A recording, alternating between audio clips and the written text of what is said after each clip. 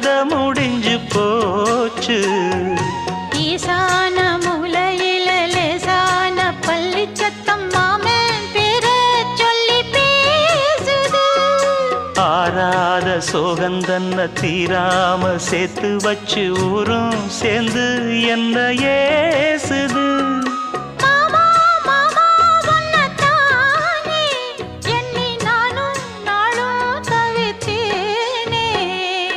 கூண்டுக்குள்ள என்ன வச்சு கூடி நின்ன ஊரை விட்டு கூண்டுக்குள்ள போனதென்ன கோலக்கிளியே.